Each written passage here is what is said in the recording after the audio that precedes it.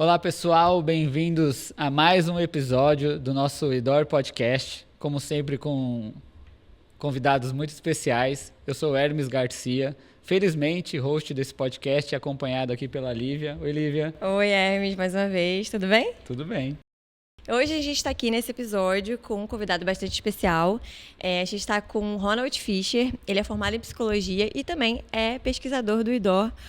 Oi Ron, bem-vindo, obrigada por ter aceitado o convite. Estou feliz de ficar aqui, estou curioso o que a gente vai conversar aqui. Então eu estou aqui com uma lista de perguntas na minha mente aqui, Ron, não sei nem por onde começar. Já vou adiantar para o pessoal que Ron é apelido, né? É Ronald, mas a gente pode chamar de Ron. Então, para os íntimos, vocês todos que já estão há muitos episódios aqui, pode chamar de Ron. Eu queria já começar te colocando numa saia justa, Ron, perguntando se existe mesmo o jeitinho brasileiro. Depois a gente revela as outras coisas. Olha, o jeitinho brasileiro existe, tem uma palavra. Então, deve ter um conceito que descreve um fenômeno social, cultural, psicológico. A nossa pesquisa, principalmente, é focada em entender um pouco melhor o que é o jeitinho brasileiro. Porque se você vai conversar com amigos, com pessoas do trabalho, dentro da família, todo mundo tem uma ideia o que é o jeitinho brasileiro. E o nosso foco inicial com essa pesquisa era entender um pouquinho o que faz parte do jeitinho. E daqui a gente desenvolveu várias outras perguntas, porque sempre uma pesquisa, você começa com uma pergunta que vira outra, e depois você tem mais perguntas do que respostas no final. Então, antes da gente conversar mais a fundo sobre o jeitinho brasileiro, sua trajetória, a gente queria começar, que a gente está curioso, né? Qual foi a motivação principal para você ter feito psicologia como formação? E aí, a gente também sabe, né, que o senhor nasceu na Alemanha Oriental, e não sei se isso teve alguma influência nessa escolha. Como é que foi? Gente, eu acho que, para mim, psicologia era mais um acidente do que uma escolha ativa, de certa forma. Eu tinha muitos interesses. Eu estava querendo fazer arte, arquitetura, estudar filmes, música, marketing. Eu estava com muitas ideias o que eu posso fazer na minha vida. Eu estava também, como você já comentou, eu nasci e cresci na Alemanha Oriental. Não tinha muitas opções de viajar, porque a gente estava atrás do muro. E por isso também eu tinha uma curiosidade de conhecer outras culturas, outros países. E eu conversei com um tio que eu morava na Rússia, e ele voltou e ele comentou: garoto, você tem que fazer uma decisão, você não pode fazer tantas coisas, não tem você tem que escolher uma coisa que também paga as contas no final. E ele falou, do jeito dele, faz psicologia, porque tudo que você quer fazer tem algo a ver com pessoas e sempre vai ter maluco. Isso foi a palavra dele. Então sempre vai ter trabalho para você. Ele não está errado, né? Caso que tudo deu errado, você pode fazer a terapia, sempre vai ter uma demanda para você. E foi isso. Eu pensei, uma boa ideia. Estava pensando, marketing. Estava também interessado muito em história. Por exemplo,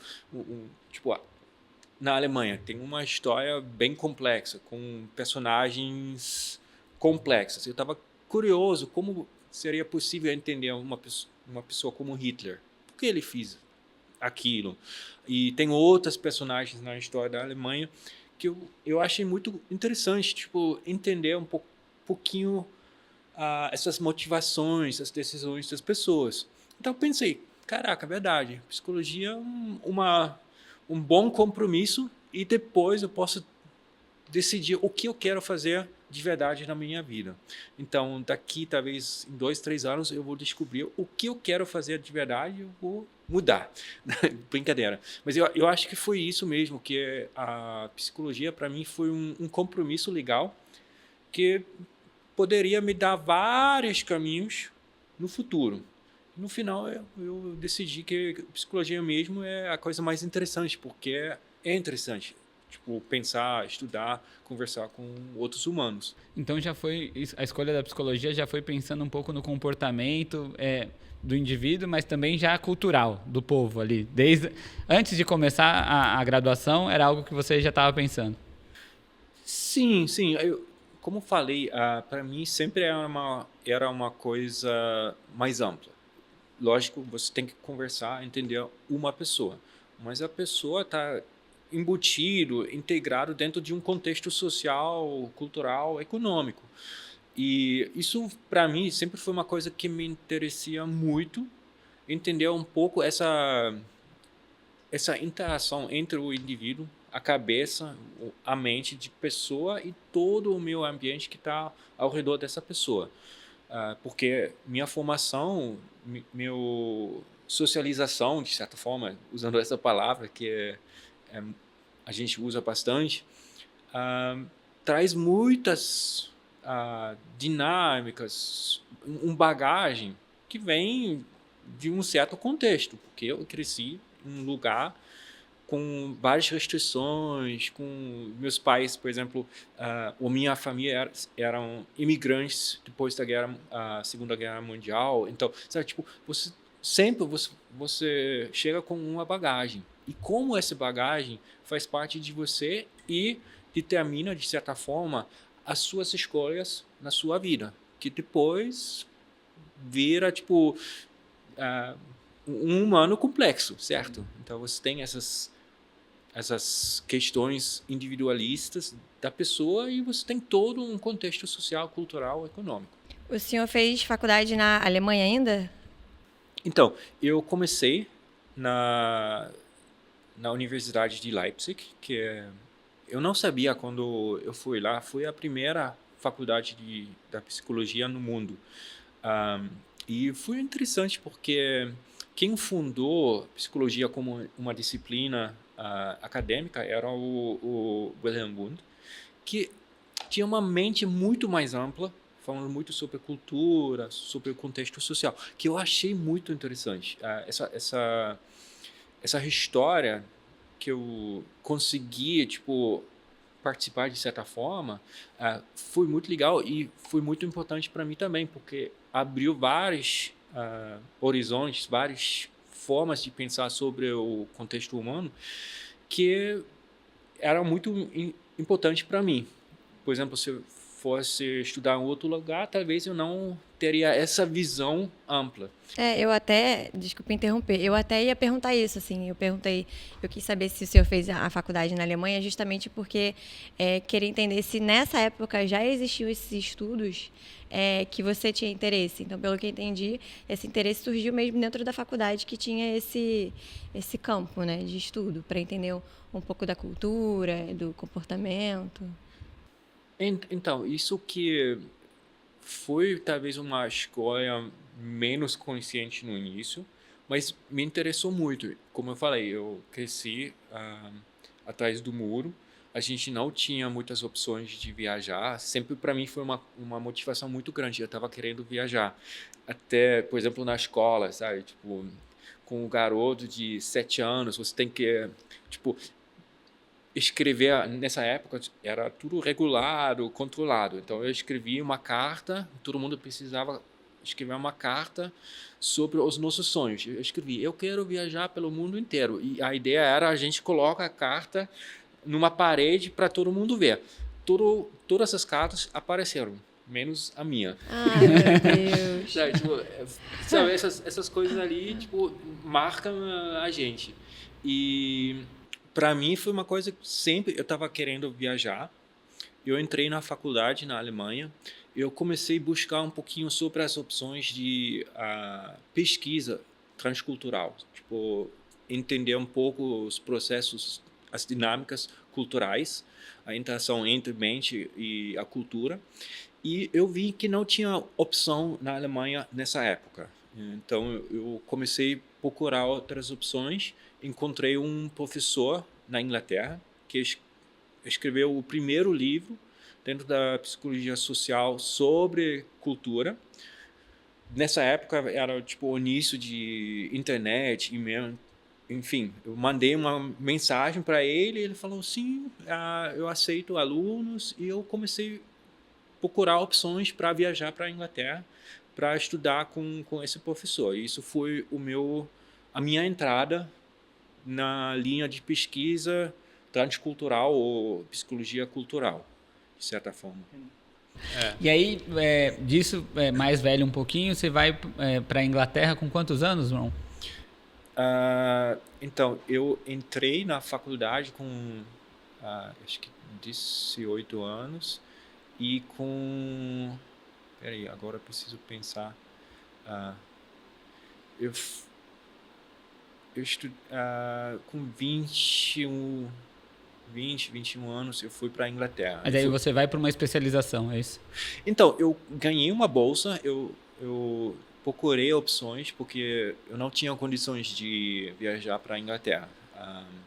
Meu pai perdeu o emprego, minha mãe também estava sem emprego, então era um pouco difícil. Eu estava trabalhando para estudar também e eu não tinha condições. Eu ganhei uma bolsa para viajar para Inglaterra. No início era para fazer um intercâmbio de 1 ano. E eu cheguei lá, a ideia era fazer um mestrado e eu precisava apresentar minhas ideias.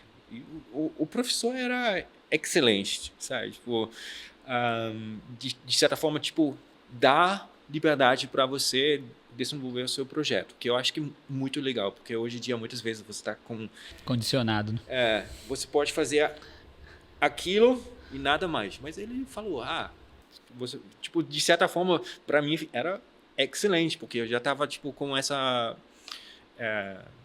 liberdade e cheguei lá, fiz várias propostas e ele falou assim, pode desenvolver o que você acha que pode ser interessante para você. E ele me deixou com essa liberdade de seguir um caminho, sempre criticando, eu não, sabe, tipo, sempre te direcionando, né? Porque ele tinha uma que eu acho que foi muito interessante também, porque ele tinha essa visão maior. Ele escreveu o primeiro livro sobre o assunto, tentando montar uma disciplina, sabe? Tipo, então ele estava com essa visão mais ampla, que pensando tipo onde tem tipo perguntas abertas. E tinha muitas perguntas abertas. Então para ele foi uma coisa tipo segue um caminho. Quanto mais estudo, melhor, né? Sobre isso. E vai contribuir algo para. Qual caminho você escolheu? Bom, no fim? Então, no início, eu comecei. Eu nem sei como cheguei nessas perguntas. A proposta era replicar alguns experimentos que foram feitos na Ásia, principalmente sobre justiça, tipo distribuição de recursos escassos. Por exemplo, você tem que fazer pensando tipo no contexto empresarial. Duas pessoas pedem um aumento de salário. Quem vai receber? Tipo, porque tem um bolo fixo de dinheiro. Quem vai receber um aumento de salário? Isso seria tipo a questão mais de uma forma mais prática. Mas a pergunta principal era tipo como fazer decisões de distribuição com recursos bem limitados. E tinha alguns experimentos que mostraram que pessoas na Ásia se comportaram muito diferente dos americanos. E eu estava curioso, porque era experimento, contexto asiático versus Estados Unidos, e eu estava curioso o que acontece na Europa. Eu estava querendo comparar a Alemanha Oriental, que tinha essa história mais comunista, socialista, de certa forma, a Alemanha Ocidental, que já tinha uma história mais capitalista, então talvez quem tipo, trabalha melhor vai ganhar melhor. Comunista, talvez quem está com essas necessidades ou tipo com problemas da família, talvez vai receber mais. E Inglaterra, porque Inglaterra também tem essa história interessante de tipo meio socialista que Thatcher tipo derrubou esses sistemas de certa forma socialista de certa forma na Inglaterra, virou mega capitalista, sabe, tipo já tipo entender um pouco essas dinâmicas políticas, econômicas, históricas e como isso implica no comportamento ou se manifesta no comportamento humano. Isso foi a ideia, tipo, replicar esses estudos dentro de um contexto europeu. E eu comecei a fazer isso e um dos desafios nessa época era, tipo, tá tudo bem, você quer, tipo, entender um pouco o contexto econômico, histórico, mas como você vai entender a motivação das pessoas? Tipo, como você consegue talvez entender um pouco melhor os valores, as crenças, as atitudes das pessoas? E eu já mencionei a palavra-chave que é valores. Logo antes que eu comecei meu doutorado, um pesquisador desenvolveu uma teoria de valores e a proposta era que essa teoria pode explicar diferenças entre pessoas de várias culturas. Então eu achei, caraca, legal, posso pegar essa teoria, aplicar nesse contexto de distribuição econômica e eu vou conseguir tipo contribuir algo para psicologia, para sociologia, até recursos humanos, etc, etc. E no final a tese era muito mais sobre os valores do que a distribuição econômica, né? Legal. Tem uma pergunta aqui, né, que a gente fala que muita gente pensa que a psicologia é pensar na mente humana de uma forma individual, né? E o senhor até comenta, né, que existem as crenças e valores que elas também moldam uma sociedade como um todo, culturalmente. Então, dentro dessa pesquisa que o senhor fez, o que você descobriu em relação a essa construção dos valores e das crenças em relação a esses estudos? É complexo. Talvez, sabe, porque de certa forma tem um paradoxo, uma relação paradoxica dentro da psicologia. Porque de um lado, a psicologia tradicional tem essa perspectiva de tentar explicar o comportamento humano no mundo inteiro. Então, perguntas sobre cultura incomodam, porque isso vai complicar um pouquinho a complexidade da explicação, porque você tem que pensar um pouco mais sobre o contexto cultural, como isso vai modificar talvez motivações, valores, crenças, etc, etc. Quando o senhor diz psicologia tradicional, é psicologia entendendo a mente individual, é isso? Sim, de certa forma individual. O viés individualista. Desde a época 80, 90, a gente está discutindo muito dentro da psicologia tipo mainstream, é suficiente sempre focar no indivíduo. Porque o indivíduo está dentro de um contexto social. Então, para essa psicologia individualista mainstream, você quer, de certa forma, excluir a cultura e você vai tratar como um erro sistemático que você vai tirar. Você quer controlar essa influência cultural. Do outro lado, quando eu entrei nessa linha de pesquisa, a gente estava focando justamente nesse erro sistemático. E para nós, esse erro era tipo, uau, e a gente quer explicar isso. Então, para nós, começou a ser a coisa mais interessante. E a gente perdeu um pouco o foco do universal. A gente estava sempre tipo, focando nas diferenças e perdeu um pouco as comunidades, as coisas que todo mundo tem em comum, certo? Então sempre tem, quando você entra numa pesquisa, você quer simplificar o mundo. Para nós era mais interessante focar só nas diferenças. Para muitas outras pessoas era mais interessante excluir essas diferenças. Então, se você pensa agora, o que é o...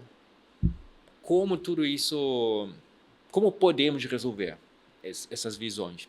E isso, de alguns anos para cá, estava muito interessado em entender um pouco mais sobre tipo, o que é mais importante. Cultura, ou tipo, as nossas predisposições individuais. E é um pouco complexo, porque agora eu estou no meio do caminho. Porque, a verdade, diferenças culturais, se você está olhando a forma como a gente está pesquisando cultura, com esses questionários de valores, por exemplo, ou de crenças, de normas, as diferenças são pequenas. Em torno de 5 a 10, no máximo talvez 15% da variabilidade entre, por exemplo, nós três aqui, vai ser da cultura. É pouco, certo? Mas muitas vezes, esse 5%, esse 10% faz muita diferença. Né? Então, isso para mim é a pergunta mais interessante neste momento. Em que momento essas diferenças fazem ou têm um impacto que a gente tem que enfrentar de certa forma esse impacto, essas diferenças. Tem algo que o senhor possa dizer que é mais significativo para construir essas diferenças, né? Tem algumas implicações, então, sei lá, o senhor comentou dos valores, crenças. O que a gente pode considerar que é mais significativo para começar a construir essas diferenças entre nós? Assim? Olha, o que as pesquisas mostram, até algumas pesquisas que eu participei, eu direcionei, muitas vezes a verdade que faz uma diferença é o contexto econômico de cada pessoa durante a infância, a adolescência, a juventude, até você se estabiliza com o trabalho. E isso parece ter um impacto maior. Se você, por exemplo, você cresce dentro de um contexto socioeconômico com condições bons, você tem caminhos para ir, você pode escolher, certo? Quando você cresce num contexto mais restrito, de certa forma, você não tem muita escolha. Então, isso já vai limitar as suas opções, a sua forma de pensamento. E isso é uma coisa que a gente está vendo em várias formas, em vários aspectos. Essa diferença socioeconômica, tipo, as condições que você tem para fazer escolhas na sua vida. Isso tem um maior impacto que explica, por exemplo, uma diferença entre um jovem da China, um jovem brasileiro, um jovem da Alemanha. Tipo, o que faz a diferença, muitas vezes, é as condições econômicas que cada um tem. Eu me dá vontade de perguntar. Eu tô quase fazendo psicologia quando eu saindo daqui e atrás dessas perguntas todas. Eu vou tentar voltar um pouquinho na trajetória aí do senhor saiu, foi para Inglaterra, fez lá o mestrado. Depois de lá o senhor vai para Nova Zelândia, é isso? Então, eu cheguei na Inglaterra, eu estudei principalmente metodologia e estatística junto com o meu projeto. Eu ganhei notas muito boas na estatística e metodologia, desenvolvi o projeto, apresentei o projeto, como você tem que passar essa avaliação para ser admitido dentro do mestrado ou eles vão recusar. E apresentei e eu já coletei alguns dados, então eu já estava em frente de outros colegas nessa época. Apresentei os dados e a banca falou, você tem notas boas na metodologia, então você está capaz de analisar os dados. Você já tem dados, você mostrou que você consegue analisar os dados. A proposta é muito boa. Isso, de fato, seria um doutorado em vez de um mestrado. E, cara, eu tinha, tipo, 20 anos. E você tem uma proposta, tipo, você pode fazer isso como doutorado. Meu, pensei. Por que não, né? Por que não? Então, eu mudei do mestrado para doutorado. eu estava com esse problema financeiro. Eu comecei a trabalhar com assistente de pesquisa, tipo, analisando dados, também trabalhando numa empresa de marketing. Então, eu voltei, de certa forma, para marketing também, que pagou bem. Então, eu consegui pagar as contas e eu ganhei uma posição de um professor assistente na Inglaterra. Então, tipo, eu já entrei tipo, em várias, tipo, pesquisa, ensino, consegui pagar as contas, conversei com meus pais e eles falaram assim, segue o seu caminho. Então, eu entrei no doutorado, terminei o doutorado e Isso na Inglaterra ainda. na Inglaterra, eu tinha uma proposta de começar um trabalho numa universidade da Inglaterra, na área de recursos humanos. Como eu falei, meu trabalho era muito sobre a distribuição de recursos econômicos, que tem um interesse, e eu estava muito interessado em cultura. E tinha um instituto de pesquisa que estava interessado justamente nessa questão da cultura dentro de empresas, como isso tipo, afeta as decisões dos gerentes. Mas eu estava pensando, cara, isso é o que eu quero fazer? Eu comecei a buscar de novo. E chegou uma mensagem da Nova Zelândia. Eu não sabia nada da Nova Zelândia. Eu sabia que era tipo uma ex-colônia inglês, que tem muito ovelha, tem os maoris, o povo indígena. E pensei, por que não? Eu nunca vou lá visitar. Então, eu mandei meu currículo, conversei com a professora lá, ela tinha um perfil muito forte também na área da cultura, e pensei, caraca, por que não? Era para uma posição de 2 anos. Meu professor lá da Inglaterra falou, viajar até o fim do mundo por 2 anos, eu não sei se eu faria, mas você é jovem. Vai. Então eu fui com uma mochila e deixei esse trabalho lá da Inglaterra, terminei doutorado e fui para Nova Zelândia. E aí, valeu a pena? Ir pro fim do mundo? Vale a pena. Um país muito lindo, é incrível. O país é incrível. Eu acho, assim, vou me arriscar antecipadamente aqui, que no fundo estava rodando, Ron, procurando o Brasil. Acho que era isso. Eu tô sentindo. Parou no meio do caminho, A né? gente vai chegar nesse ponto quando você chega aqui no Brasil, né? E quando você chegou ao Brasil, o que motivou a vir pra cá? Qual foi o maior motivo? De novo, são acidentes. Minha vida é um acidente, tipo... Um acidente constante.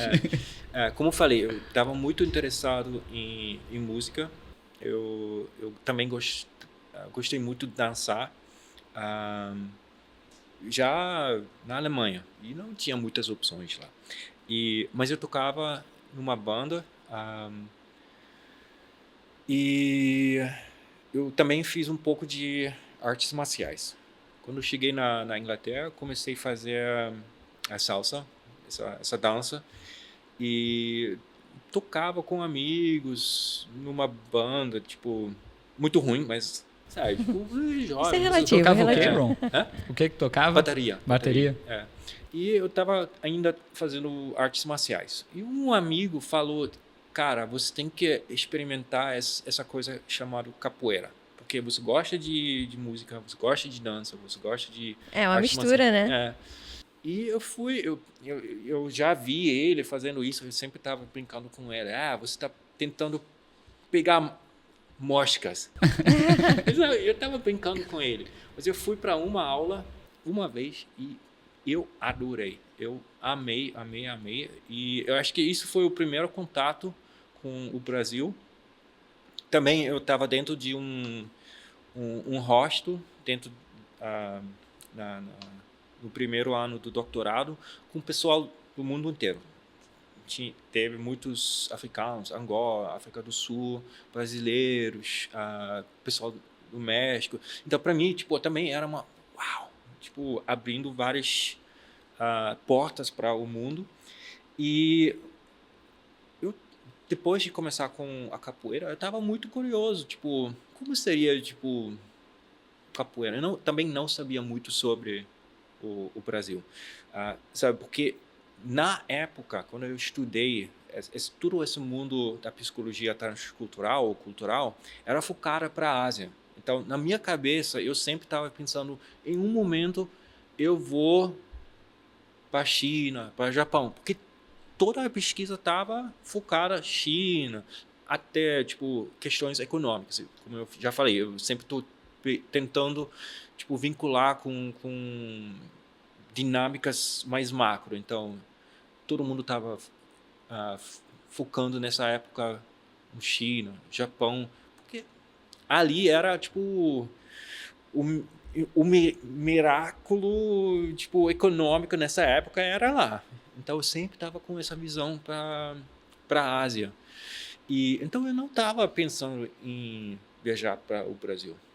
Comecei a fazer a capoeira, comecei a ouvir música, tipo MPB, samba, gostei. Entrei num grupo de batucada e agora Agora não tem volta mais. agora não tem volta. E primeira vez fui, acho que em 2001, que eu fui... Veio a lazer. Hã? Veio a lazer. Mas nessa época eu já encontrei alguns pesquisadores aqui, a Maria Cristina Ferreira, que era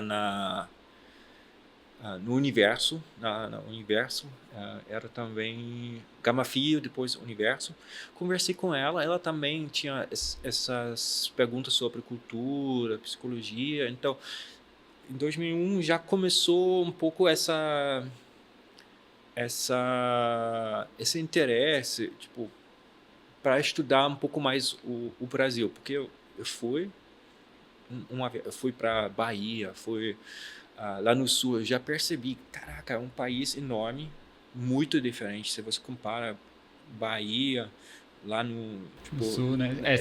Se o interesse era uma diversidade cultural, você encontrou, sem sombra de dúvidas, um lugar certo. Sim. E eu voltei em 2005 para... eu ganhei uma bolsa da Nova Zelândia, eu já era professor lá, para passar 3 meses aqui. Então, eu comecei a desenvolver um projeto junto com a Maria Cristina sobre valores e, tipo, altruísmo dentro de empresas. Tipo, o que motiva uma pessoa a ajudar uma outra pessoa dentro da empresa, sabe? Tipo, é um campo muito interessante dentro dos recursos humanos, management, estudar esses processos que toda empresa precisa. Você precisa que cada um ajude o outro, mas você não recebe para isso. Com certeza. E cada empresa tem sua dinâmica, né? Tem sua cultura. Tem empresa que essa questão de ajudar, às vezes nem é algo que existe, né? É algo que as pessoas pensam, né? E foi justamente essa ideia, tipo, entender um pouco, tipo, a cultura da empresa versus a cultura nacional, tipo, do país. O que impacta mais essa vontade de ajudar um colega no trabalho. E inovação, criatividade, eram esses dois pontos principais, tipo, altruísmo e criatividade. Você comentou que a questão socioeconômica nos molda a nossa visão de mundo também. E aí, quando eu falo crenças no sentido de religião, essas coisas, isso também molda um pouco? É um ponto a ser considerável também? Eu gosto muito de teorias. Uma teoria é uma coisa... Estou seguindo o Kurt Lewin, que fala muito sobre, tipo, uma teoria é uma coisa que ajuda a gente a entender um pouco o mundo. E várias teorias têm, tipo, visões diferentes que ajudam a entender uma coisa ou outra. E tem algumas teorias, existem teorias que eu acho interessantes, que falam sobre o contexto socioeconômico como uma dinâmica que vai aumentar ou diminuir, de certa forma, a necessidade da religião. Se você está seguindo essas linhas essa linha da teoria, religião é uma forma de tentar reduzir incerteza, porque você sabe o que você precisa acreditar, tem uma força maior que ajuda você a viver, a tipo, resolver problemas no dia a dia, certo? E quando você está dentro de um contexto menos com menos opções econômicas, socioeconômicas, com mais incerteza, religião, de certa forma, ajuda a superar todos esses desafios, essas incertezas. Então, seguindo essa teoria principalmente do Engelhardt, quando você melhora as condições socioeconômicas, a necessidade da religião diminui. E, de certa forma, a gente está vendo isso no contexto internacional. Geralmente, quando você tem um país com recursos melhores para a população, as pessoas começam a acreditar menos, começam a frequentar, por exemplo, igrejas menos, etc, etc. Isso não implica necessariamente que eles param de acreditar. Mas não assume um protagonista, tem um protagonismo maior quando a gente está numa situação mais complexa, né? Sim, porque a religião ajuda, de certa forma, tipo, dar certeza. Você sabe? Traz respostas, né? Mesmo que seja a partir da fé, traz respostas. E é curioso isso, né? Porque a religião é algo que você não tem como provar, né? A fé, existem coisas que, cientificamente, a gente não tem como provar. E aí é interessante falar que as pessoas tendem a acreditar mais na religião pensando nas incertezas, né? Uhum. Isso é interessante. Sim. E isso é uma coisa que a gente está estudando um pouco dentro do nosso grupo, junto com a Ciência Pioneira também, que é uma iniciativa do IDOR, que quer puxar essas fronteiras do conhecimento. Porque muitas vezes, se você pensa, tipo, crença, religião, é uma coisa, muitas vezes você pensa institucional, sabe? Você vai na igreja, você vai no templo, certo? Mas, se você pensa de uma forma individual, você tem experiências, você tem suas crenças, o que é essa força maior? Você sabe o que você está fazendo no dia a dia, você vai rezar, você vai acender uma vela, você vai ler um livro, sabe? Tipo, tem várias formas de crer, de procurar essa certeza dentro de um contexto, de um sistema de crenças. E o que a gente está fazendo, que eu acho bate em muitas vertentes, de muitas fronteiras interessantes aqui, entender um pouco melhor o que as pessoas creem mesmo, essas experiências que as pessoas têm, o que é a sua experiência sobre religião, tá? Tipo, cara, não tem pesquisa sobre isso, é uma coisa incrível. E aqui entra uma outra coisa da consciência, como a gente percebe o nosso mundo. Sabe? Tipo, uma coisa que eu acho muito incrível aqui... A consciência é o que acho mais me consome a pergunta, né? O que é? Mas pensa aqui, eu estou aqui conversando com vocês, sabe? Eu estou vendo vocês aqui, eu estou também ouvindo vocês. A informação, se você pensa tipo, no relâmpago e uma tempestade, sabe? Você sempre vai ver o relâmpago antes de ouvir. E a mesma coisa que acontece aqui. Eu vou ver vocês aqui e no meu cérebro essa informação da luz vai chegar antes das coisas que você fala. Mas eu estou percebendo isso da mesma forma, tipo, integrado.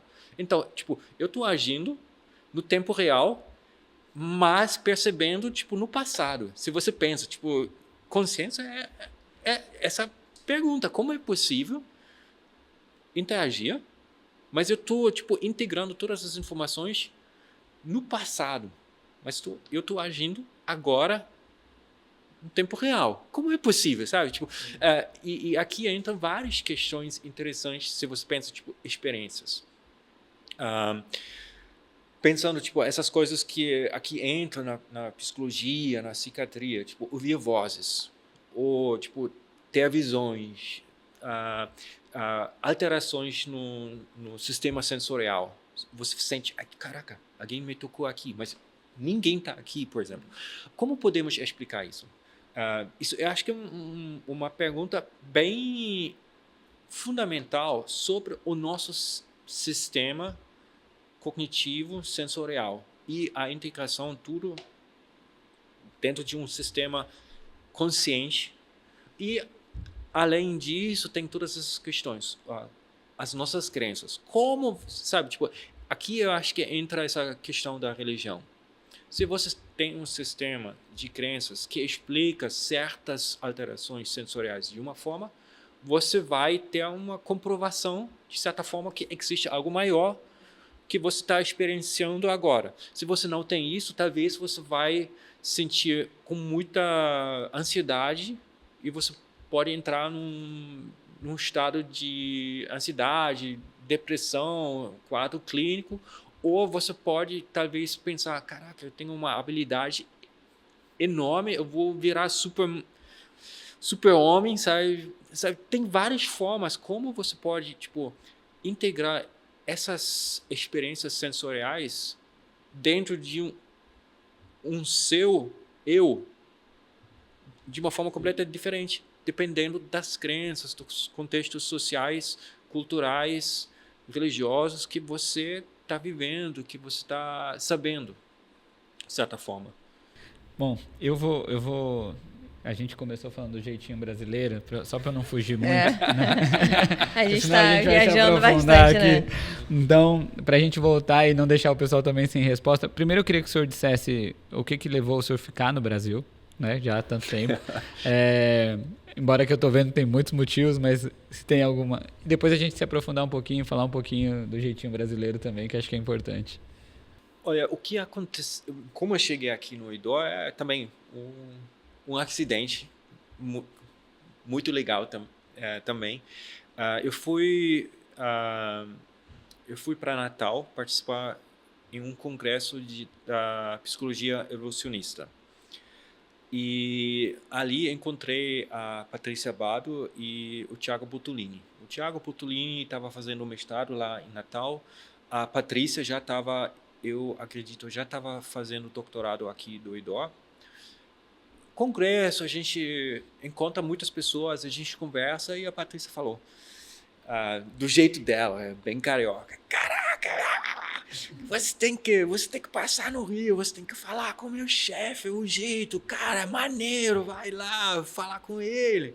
E como eu tinha marcado uma volta pelo Rio e voltando para Nova Zelândia, eu falei, legal, eu vou lá no IDO. Ela falou, vou te passar o contato, aparece lá. O Gito falou, ele me mandou mensagem, que maneiro! Do forma, como o Gito tá agindo, falou, traz mostra um pouco do seu trabalho, traz uma apresentação, a gente pode ter um papo, mostra um pouquinho o que você está fazendo. Então eu cheguei aqui, acho que uma terça-feira, sei lá, à tarde, e a gente começou. Eu tinha um PowerPoint, sei lá, 50 slides, porque eu apresentei várias coisas, juntei alguns slides aí para apresentar um pouco sobre o meu trabalho dos valores, porque isso era tipo o trabalho do Gito também, ele estava muito focado na moralidade, tipo altruísmo, dentro de um contexto neurocientífico. E eu estava olhando valores, altruísmo dentro de um contexto social, cultural. Ele falou, traz monta um slide, me mostra. Cheguei aqui e acho que eu fiquei aqui numa terça-feira, 3 horas, e no final eu cheguei no 10º slide de 50, e o Gito falou, é muito legal, volta amanhã. Então, quarta-feira eu voltei, a gente conversou mais e foi o começo de uma troca incrível, porque a gente estava com muitas ideias convergindo. O Gito estava interessado em estudar essas questões de uma forma mais naturalística dentro de um contexto neurocientífico, dentro do laboratório. E eu já estava um tempão tentando trazer esse lado experimental mais rigoroso para o campo, porque a gente usa muito questionário. Mas um questionário, muita gente está mentindo, não está lendo as perguntas, está respondendo de uma forma superficial, sabe? Tipo, como seria possível medir valores, crenças, pensamentos de uma forma melhor? Então eu estava muito interessado nessa ponte. E isso foi o começo da nossa conversa. Conversei, voltei, acho que 2 ou 3 vezes mais. Participei no New Frontiers lá em Búzios. O senhor já falava português? Não, né? Mais ou menos, a conversa era em inglês. Porque seu português é muito bom. Eu ainda me sinto agora como uma criança, talvez de 11 11 anos. Não, mas enfim, isso foi o começo, e em 2018 eu cheguei aqui no início para fazer um intercâmbio de 1 ano. E Então foi o Idor, né? Que fez. foi no IDOR. Não, Eu cheguei no fim o senhor escolheu o Brasil e resolveu ficar, foi por causa do Idor, é isso? Isso. Foi o Não, IDOR brincadeira. mesmo. Não, cara, o IDOR é fantástico. Como eu já falei, essas possibilidades que sempre, tipo, eu sempre estava dentro de um contexto já comentei na minha infância. Um sistema cai, abre possibilidades. Eu fui lá na Inglaterra, meu professor falou, você pode escolher um caminho. Eu acho que isso do IDOR também, você está embutido dentro de um contexto que dá possibilidades, sabe? Tipo, isso que eu acho que é muito, muito legal, muito incrível, de certa forma, porque hoje em dia, muitas vezes, é muito fechado. Aqui tem um espaço aberto. E qual foi o ponto de partida para você pensar no jeitinho brasileiro? Teve alguma relação com essa união entre entender crenças e valores no contexto social e aplicar isso nos experimentos também? Como é que surgiu aí essa ideia do jeitinho brasileiro? Foi uma inspiração mexicana, porque eu estava conversando com Maria Cristina, que eu já comentei, que eu encontrei ela em 2001, quando eu viajei para cá, e a gente estava discutindo muito que a psicologia sempre trabalha com conceitos norte-americanos ou europeus, sabe? Tipo, a gente trabalha com personalidade, de certa forma, valores, um conceito que é cristão, judaico, de certa forma, é uma forma de pensar sobre motivação. E não existe muita pesquisa que foca justamente nos conceitos folclóricos, culturais de cada contexto social cultural. E eu fui para um congresso lá no México e eu encontrei com a etnopsicologia mexicana, que eu não sabia nada dessa linha de pesquisa. Tinha um grupo que começou na época 50, então bem antigo mesmo, focando justamente nos conceitos folclóricos do México. E eles montaram uma linha de pesquisa com algumas metodologias específicas para tentar entender um pouquinho conceitos fundamentais da cultura mexicana, com todas essas vertentes, porque o México também é um país multiétnico, multicultural, de certa forma. E foi em 2007, esse congresso. Eu comprei esses livros, comecei a ler e conversei com a Maria Cristina primeiro, depois com o Ronaldo Pilati, lá da UNB. A gente pensou, caraca, seria legal fazer uma coisa parecida no contexto brasileiro. E já tinha vários estudos, a gente estava pensando, o que faz sentido, talvez, estudar dentro da psicologia como um conceito cultural fundamental do Brasil. E já tinha, tipo, o da Mata falando dentro da... Eu penso muito nele quando vejo o seu trabalho do jeitinho brasileiro. Ele fala muito sobre isso, né? Mas ele também foca muito em rituais, num contexto bem antropológico, né? Sim. Foi justamente essa ideia. A gente estava olhando o que já existe. Tinha esse trabalho da Mata dentro da antropologia, tinha alguns trabalhos dentro da sociologia. A gente pensou, tem nada dentro da psicologia de uma forma sistemática, organizada. Vamos começar isso. Vamos tentar pegar essa metodologia que vem do México, começando com entrevistas, com reflexões sobre a vida cotidiana. E a gente começou com isso e depois a gente desenvolveu cenários, questionários para tentar entender um pouquinho esse fenômeno do jeitinho, sabe? Tipo, mas foi essa coisa, tipo, tinha uma metodologia dentro da psicologia mexicana que eu encontrei durante um congresso. Eu conversei com colegas brasileiros aqui e a gente pensou o que faz sentido. Já tinha esse trabalho fantástico dentro da antropologia, dentro da sociologia, e a gente começou a tentar fazer esses vínculos, tipo, trazer pontes para estudar uma coisa dentro da psicologia com metodologia da psicologia, mas sempre vinculado com outras disciplinas que têm um fundamento. Se complementam, né? Interessante. E no fim chegou, qual que é o jeitinho brasileiro? É bom, é ruim? Como que é o jeitinho brasileiro?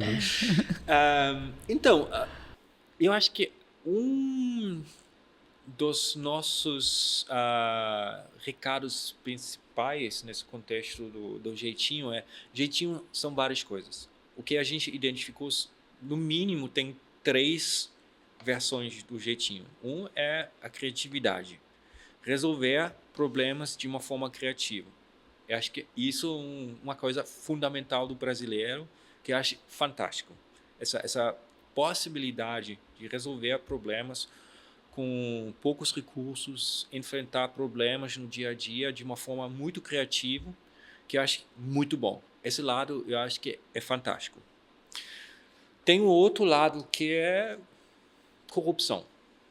Tipo, que muitas vezes, se você está olhando na literatura internacional, hoje em dia tem uma literatura internacional sobre o jeitinho brasileiro, muitas vezes eles focam nesse lado da corrupção, tipo, quebrar normas de uma forma pesada, tipo, roubar de certa forma, não pagar, pegar mais dinheiro, tipo, pedir um recibo maior, você fica com troco, etc, sabe? E também dentro da discussão nacional no Brasil, muitas vezes as pessoas focam nesse lado da corrupção. Tá? E esse lado, eu acho, é bem problemático. E no meio também tem a simpatia, que pode ser ruim, pode ser bom. Sabe? Tipo, você conversa, você cria relações. Eu li um trabalho um tempo atrás que vem mais da linha psicoanalítica, que eu acho curioso, que você... agora esqueci a palavra. Tipo, você está paquerando, de certa forma, com uma pessoa que você não conhece. Tipo, eles usaram uma outra palavra, mas a ideia é tipo seduzir. Você está seduzindo uma pessoa que você não conhece de uma forma com carinho, com simpatia, mas você também tem um outro motivo.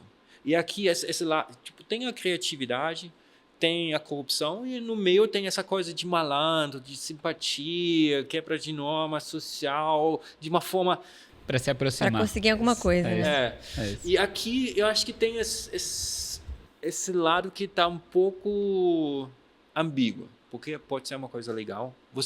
Uma coisa que eu gosto muito dentro do contexto brasileiro, eu já vivi na Dinamarca, eu vivi na Inglaterra, eu vivi na Nova Zelândia, em vários outros contextos. Uma coisa que eu acho muito legal do contexto brasileiro, que você consegue encontrar pessoas e criar amizades de uma forma fácil. As pessoas conversam, você troca ideias, é muito simples. O dinamarquês é fechado. Eu fui lá, eu vivi 1 ano e meio lá. Cara, para tipo, conseguir conversar com o seu vizinho, leva 6 meses. Sabe, tipo, sabe, tipo, é uma coisa legal, mas também, às vezes, é um pouco difícil, porque você vai encontrar uma pessoa e você não vai saber. Agora vai chegar ao golpe, de certa forma, certo? Por outro lado, né, Lívia? Acho que a questão ambígua é a gente marca de se encontrar, mas não põe lugar nem horário, né? A gente se encontra e a gente marca um dia para marcar um dia, né? Fica mais ou menos isso. Isso aí. Tipo, carioca, principalmente, se você não marca a hora e o local, esquece. E o senhor que falou que vai se candidatar a presidente, talvez, se tiver as respostas, tem uma... Duvido. Tem uma forma de corrigir um pouco a corrupção, de acordo com tudo que o senhor tem pensado e estudado? Cara, eu acho que o nosso trabalho do Jeitinho talvez ofereça algumas opções. Sabe, tipo, porque muitas vezes, quando você está ouvindo o discurso político, ele está falando muito mais sobre, tipo, a gente tem que criar mais regras, estabelecer mais normas, tipo... Mas isso é justamente um dos motivos do Jeitinho, porque as pessoas não têm recursos, as pessoas não têm condições para enfrentar todas essas regras que muitas vezes são muito inflexíveis, muito duras. Sabe? Tipo, a gente está vivendo num país que é muito flexível e muito rígido no mesmo tempo. Tem lei que não dá certo, né? E se você está seguindo, por exemplo, o discurso internacional para enfrentar a corrupção, muitas vezes eles falam você tem que tipo estabelecer regras, você tem que enforçar as regras. Mas o que o nosso trabalho do Jeitinho oferece como um caminho é pensar um pouco menos sobre regras, mas para simplificar as regras, para as pessoas não precisam esse recurso do Jeitinho. Porque o Jeitinho é um recurso para resolver problemas. Se você vai simplificar as regras, os problemas, simplificar a vida, dá mais recursos. Eu estava falando sobre essa universal income, tipo uma renda universal mínima. É uma ideia, sabe? Tipo, você dá recursos para a população que vão diminuir essa necessidade do jeitinho de quebrar normas, de tomar vantagem do outro, sabe? E isso é uma coisa. Outra coisa, incentivar mais a criatividade também. Eu acho que isso também, tipo, pensar no jeitinho com um recurso nacional positivo. Não falar, muitas vezes tem esse discurso negativo sobre vira-lata, tipo, brasileiro. Um tom mais pejorativo, né? Cara, o jeitinho é uma coisa legal. Se você pensa na criatividade do brasileiro, é fantástico. E reforçar esse lado do jeitinho. Pensar no jeitinho como um recurso positivo para enfrentar situações difíceis no dia a dia. Então, eu acho que são 2 linhas de pensamento que nosso trabalho oferece. Uma é tipo simplificar as regras, em vez, muitas vezes as pessoas falam, a gente tem moldura, a gente tem que colocar mais regras, mais rígido. Não, a gente tem que simplificar, a gente tem que oferecer opções para resolver problemas. E a outra coisa é pensar sobre o jeitinho com uma forma criativa de resolver problemas no dia a dia. E quando a gente pensa em jeitinho brasileiro, né? Esse é um traço só do brasileiro ou existem outros jeitinhos brasileiros aí ao redor do mundo? Boa. A gente conseguiu publicar agora uma revisão da literatura tentando fazer construir essa ponte. Porque o que a gente pensa, tipo, Ronaldo e eu, que tem muitos jeitinhos no mundo afora.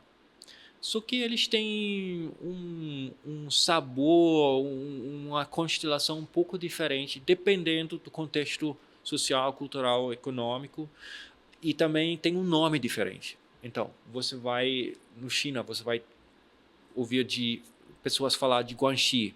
Se você vai para países como o Líbano, as pessoas vão falar sobre Vasta. Se você vai para Papua Nova Guiné, eles vão falar de Wontok, sabe? Tipo, tem várias formas de jeitinho em contextos diferentes, porque é uma coisa humana. A gente enfrenta problemas e a gente tenta resolver. E quando você está dentro de um sistema que é muitas vezes rígido, pós-colonial, com poucos recursos, as pessoas tentam resolver problemas que muitas vezes quebra as normas, ou você estabelece tipo relações numa forma muito rápida, flexível para resolver. Então tem muitas formas de jeitinho em muitos países, e a nossa ideia é tipo estudar isso de uma forma transcultural, mais sistemática, para entender um pouco essas dinâmicas no contexto internacional, entender um pouco o jeitinho do brasileiro, os jeitinhos dos brasileiros, porque tem essa coisa da criatividade, do malandragem, da simpatia e da corrupção, e também tipo comparar com outros sistemas de jeitinho fora do Brasil. Se a gente pensar na cultura, então, né, tem essas peculiaridades, mas se a gente pensar na cultura de uma maneira mais ampla, e quando a gente fala linkado com a globalização, o senhor acredita que a gente está, talvez, transformando isso de alguma maneira? Está diminuindo as diferenças? Não sei até que nível a gente vai chegar nisso, né? Até pensando nas redes sociais, né? O quanto que a gente está deixando tudo isso de maneira, a cultura nossa mais homogênea, assim. É uma excelente pergunta e olha, é uma das perguntas que tem várias discussões bem complexas dentro da literatura. Justamente essa coisa da globalização, se a gente, tem algumas teorias falando que daqui em 20, 50 anos estamos todos uma cultura só. Tem outras teorias falando que culturas sempre vão continuar, de certa forma. Por exemplo, o Chris Weltzer fala sobre você começa, tipo, é uma trajetória. Então, um país como o Brasil está aqui, nesse momento, vai mudar nesse caminho, mas seguindo esse argumento socioeconômico, a gente começa com um PIB, de certa forma, e vai crescer, então as nossas possibilidades vão mudar e a gente vai crescer. Mas a Escandinávia já começou aqui, então a Escandinávia sempre vai ficar em frente, sabe? Tem essas teorias, então seguindo esses modelos, a gente sempre vai encontrar diferenças culturais. E também tem uma outra vertente que eu acho muito interessante, agora com globalização, a mídia social. Você está aqui no Rio de Janeiro e você pode escolher uma vertente cultural, uma expressão cultural do Jamaica, do China. Se você pensa, tipo, as séries coreanos. Sabe, tipo, a gente publicou um trabalho sobre música e cultura reggae um tempo atrás. Cara, se você pensa, reggae é uma cultura jamaicana, vinculada com música, mas tem até aspectos religiosos aí. E tem pessoas seguindo tipo, seguindo essa cultura, tentando imitar essa cultura em vários países do mundo. Hoje em dia é possível, sabe? Então você vai ter uma diversificação das culturas. E eu acho que isso é uma terceira possibilidade que eu acho muito interessante. A gente vai, talvez daqui em 50 anos, o Brasil vai ser muito mais, vai ter muita mais diversidade cultural daqui em 50 anos do que hoje, porque todo mundo vai se conectar, vai conseguir pegar ideias, influências de várias partes do mundo, e a gente vai virar mais diverso. é uma possibilidade também. Eu porque apostaria nessa, terceiro. é A porque gente mudou a comida japonesa aqui, os restaurantes não são iguais, né? Então, comer um Hot Philadelphia. Ah, cara. a gente Não tem, gosto. né? Cara, A gente vai adaptar botar outras cream culturas cheese à na nossa e comida. vice-versa, né? se você pensa em São Paulo também, tipo, a maior cidade japonesa fora do Japão. Se você pensa isso, você conversa com uma pessoa dos Estados Unidos, da Europa, tipo, e explica isso, cara. Se você pensa em diversidade, é fantástico, é incrível. A gente pensa em rede social, na globalização, e ao mesmo tempo que existe a possibilidade de ter aí um apagamento de culturas, vamos dizer assim, existe também a possibilidade de você conhecer novas culturas. Então, se você rolar o TikTok, você vai ver coisas que você nunca viu na vida, que você não precisa nem viajar para entender, para conhecer. Mas Só rapidinho, uma coisa que eu acho que é muito importante também, voltando para essa questão econômica, tem uma vertente de várias teorias falando sobre esse risco de perder traços culturais quando você tem mais recursos. A verdade, várias pesquisas, por exemplo, se você pensa linguagem, a língua que as pessoas falam, muitas vezes tinha essa força de você tem que aprender a língua dominante para ganhar um emprego. Mas o que a gente está vendo agora, quando você tem as condições econômicas, você tem um interesse de manter essa língua nativa que você tem. Então, de certa forma, esse discurso de a gente vai virar uma cultura só, eu acho que é um pouco improvável, porque, sabe, quando você tem mais condições, você está mais interessado no seu passado. É isso que eu ia perguntar. O que o senhor acha? Qual é a teoria aí que o senhor acredita mais? Eu acredito que se você tem os recursos para ter uma vida digna, você vai se interessar para a sua cultura. Então, eu acho que essa perda cultural acontece muitas vezes quando você está dentro de um contexto escasso, econômico, da deprivação. Você não consegue cuidar da sua cultura, de certa forma, da sua ancestralidade. Quando você tem mais recursos, você começa a procurar as coisas, porque o humano quer criar significativo, quer entender um pouco de onde vem, etc, etc.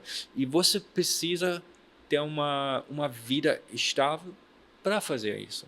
Se você está correndo para colocar comida na mesa, se você está muito preocupado com sobrevivência em si, você não consegue cuidar das questões culturais. Então, eu acho que aqui, quando você dá mais recursos para as pessoas, permitir que as pessoas tenham uma vida digna, eu acho que a gente vai ver muito mais expressões culturais interessantes, diversos, do que quando você está dentro de um sistema rígido com falta de recursos. Bom, a gente caminhando um pouquinho para o fim, Ron. Eu acho que tem algumas perguntinhas aqui que é mais de bate-pronto, mas é para botar assim, só a imaginação aqui à prova, né? Tem alguma mudança cultural que você gostaria que acontecesse aí na próxima década, vamos colocar assim? Se você pudesse escolher uma. Não. Não? Não, eu acho que a gente está vivendo uma transformação cultural interessante e complexa. Eu acho que o que eu gostaria muito é ver mais tolerância. Eu acho que isso é o ponto fundamental que eu gostaria de ver. Não uma transformação cultural para um lado ou outro. Eu gostaria de ver mais tolerância de uma forma geral, que todo mundo consegue se expressar sem impor a visão para os outros. E isso é um tema bem complexo no mundo atual. Eu acho que isso é uma coisa que eu gostaria de ver. E hoje em dia, como pesquisador, o que mais te inspira para continuar estudando e para continuar acompanhando, né, o comportamento humano assim a longo prazo? O que eu gostaria de estudar? O que mais O que inspira te motiva você a continuar, né? Te inspirar, hein? Olha, o que me mais inspira? Cara, todo dia, o que eu gosto de ser pesquisador, todo dia é diferente. E eu sempre estou começando a estudar algo. Eu estou um pouco de TDAH, sabe? Tipo, eu não consigo trabalhar em uma coisa só. Eu sempre preciso ter vários projetos em paralelo que às vezes assustam meus alunos porque eles ficam tipo meio perdidos. Mas eu gosto porque eu sempre estou tipo aprendendo novas coisas. Eu acho que isso para mim é a minha inspiração pessoal, aprendendo coisas novas, interessantes, ver coisas de uma forma diferente. Eu não gosto de fazer tipo uma linha de pesquisa que você vai afinar, aprimorar um detalhezinho de um experimento e você vai continuar na mesma rotina o tempo inteiro. Não, eu não gosto disso. Eu gosto sempre tipo abrir novas portas, aprender novas coisas. Eu acho que isso para mim é a inspiração fundamental de ser pesquisador. Mas acho que isso está em linha. Eu lembrei de uma entrevista que a gente fez com o Dr. Roberto Lente. Ele deixou até como dica no final algo do tipo, ó, tem a sua linha de pesquisa, mas tenha várias outras também que te agrada, porque se essa aqui não dá, essa que gosta vai dar, então você cumpre com o seu papel, mas também descobre outras coisas novas, né? Então, isso acho que é uma característica dos pesquisadores, eu estou sentindo, viu, doutor? Se você pensa tipo pesquisador, o meu professor, e é uma dica que eu já ouvi várias vezes, pensa numa cadeira. Se você tem um pé só, a cadeira vai cair. 2 pés, ainda vai cair. 3, se você tem tipo 3 linhas de pesquisa em andamento, em paralelo, você sempre vai ficar seguro como pesquisador. Acho que tem algo a ver. E no nosso primeiro episódio, que foi com o Stevens, ele também fala que o que move ele é a curiosidade, né? Acima de tudo é querer saber, querer ter resposta, buscar conhecimentos novos. Então, isso também vem muito em linha do que trouxeram pra gente. E tem muito a ver com o que o senhor comentou hoje mesmo, né? Você tá procurando uma resposta e vão surgindo outras ao mesmo tempo, que aí você também vai acatando aí para pesquisar, né? O senhor tem religião? O senhor falou da religião aqui bastante, então eu fiquei com essa curiosidade. Olha, eu não tenho uma religião, como já falei, a gente está muito interessado nessas questões da religião institucional. Você vai para a igreja e tem religião pessoal. E tem questões espirituais. Eu não me... no meu caso, por exemplo, eu gosto muito de várias filosofias da Índia, da Ásia, que, a verdade, eu acredito são espirituais. Se você até pensa numa hipótese científica, você acredita que algo funciona de certa forma, que é uma crença, e você vai testar depois.